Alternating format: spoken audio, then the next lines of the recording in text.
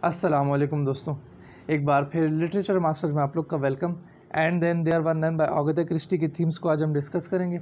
इसकी समरी का लिंक आपको डिस्क्रिप्शन में मिल जाएगा। दोस्तों, थीम में सबसे पहले हमारे पास थीम है मर्डर किया, मर्डर ऑफ मैनर्स के, किस मैनर से मर्डर हुए थे।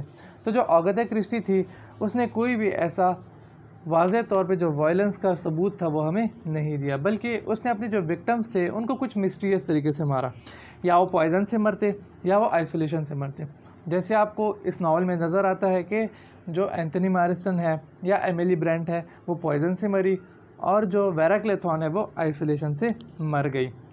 तो यहाँ पे वो वायलेंस तो यूज़ नहीं करती थी, लेकिन जो रीडर्स का माइंड है उसको पकड़ लेती थी। और रीडर्स का जो माइंड है उसमें ये बात चलती रहती थी कि अब आगे क्या होगा, इस टाइम जो हुआ था वो कैसे हुआ, ये मरा कैसे, किसने मारा, ये वो वगैरह।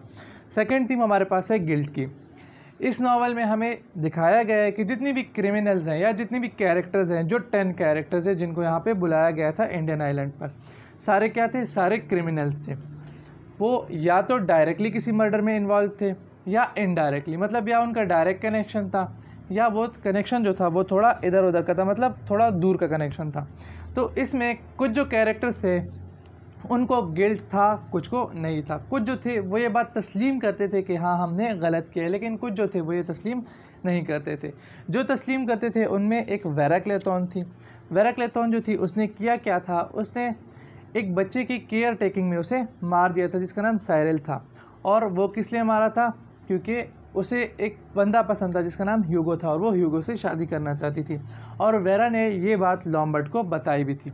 उसके अलावा जनरल मैकार्थर को भी गिल्ट था, क्योंकि उसने उसकी जो बीवी का लवर था उसको भेजा था जंग पे और उसे पता था कि वो वहाँ पे मर जाएगा, और बिल्कुल वैसे ही वो मर गया।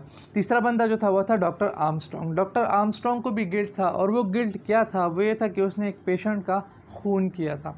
वो कैसे किया था, एक वुमेन थी जिसका वो ऑपरेशन कर रहा था, लेकिन उस वक्त वो ड्रग्ड था, उसने पी हुई थी टू समहाउ, या कुछ ऐसा कुछ और सीन हुआ होगा, तो उसकी वजह से वो ऑपरेशन ना कर पाया और गलती से उसे मार दिया। तो भी उसका गिल्ट था, और वो बात जो थी वो उसे अपने आप में ही पता थी और वो उस पर बहुत ज़्यादा पशेमान था, शर्मिंदा था। चौथा बंदा था एक्स डिटेक्टिव ब्लोर। ब्लोर ने क्या किया था, एक लड़का जिसका नाम लैंडर था उसे एक गैंग ने पकड़ा था, लेकिन इसने उसका साथ नहीं दिया था बल्कि झूठ बोल दिया था।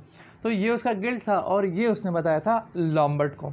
तो ये कुछ थी गिल्ट की थीम। फिर है जस्टिस की थीम। जस्टिस की थीम रिलेट करती है जस्टिस वारग्रेव के साथ, क्योंकि वारग्रेव जो था उसे पता था कि जितने भी क्रिमिनल्स हैं इनको ऐसी पनिशमेंट नहीं मिल सकती। ये सारे जो थे ये कानून के हाथ से या पुलिस के हाथ से बच के निकल गए थे किसी भी तरीके से, या इन्होंने पैसे का जोर चलाया होगा या किसी भी तरीके से रेफरेंस से ये लोग भाग गए थे। तो उसने क्या किया था, उसने सारे जो मर्डर्स थे उनको मारने की कोशिश की थी जिन्होंने ये मर्डर्स किए थे, ताकि सबको क्या मिल सके, जस्टिस मिल सके, इंसाफ मिल सके।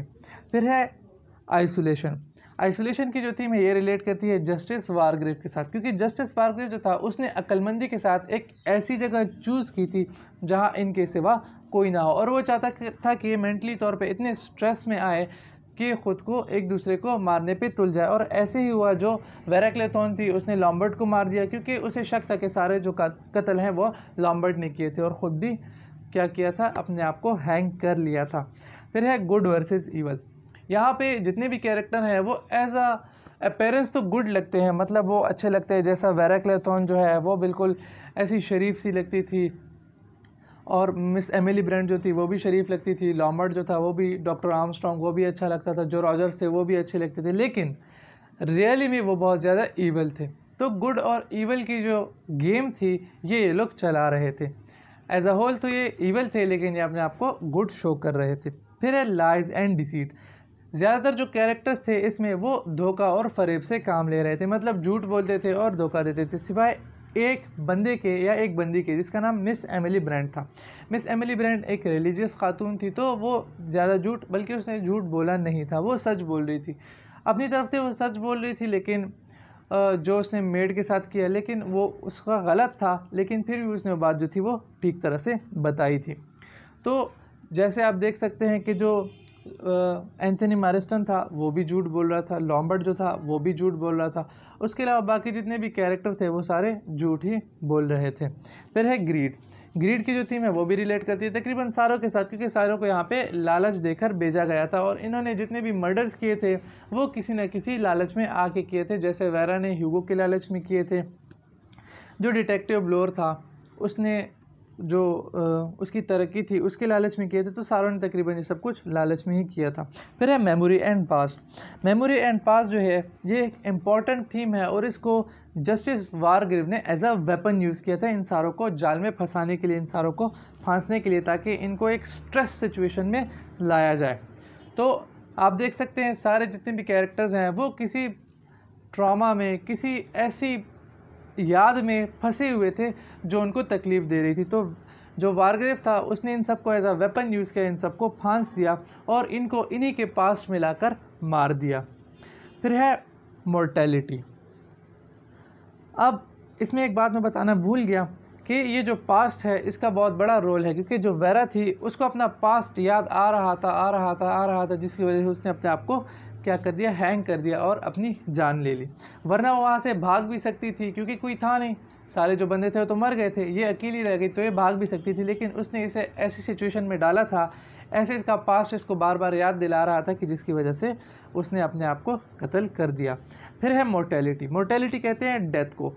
तो यहाँ पे आप देख सकते हैं कि जो डेथ है वो आपको ट्रेजिडी दिखाई दे रही है कि कभी एक मर जाता है, कभी दूसरा मर जाता है, कभी तीसरा मर जाता है, कभी चौथा मर जाता है। लेकिन ये ट्रेजिडी नहीं थी, ये एक गेम चल रही थी जिसे कौन चला रहा था, जस्टिस वारग्रेव चला रहा था। लेकिन रीडर्स को बीच तक, आई थिंक एंड तक पता नहीं चलता, क्योंकि कभी एक मर जाता है, कभी दूसरा मर जाता है और किसी का सबूत भी नहीं मिलता कि जो वो है मर्डरर है वो कौन है। कभी एक पर शक जाता है, कभी दूसरे पर शक जाता है, लेकिन जिस पर शक जाता है वो मर जाता है। लेकिन जब तक हमें जो कन्फेशन लेटर है किसका, जस्टिस वारग्रेव का, वो हमें नहीं मिलता तो तब तक हमें पता नहीं चलता कि जो कातिल है, जो मर्डरर है वो कौन है।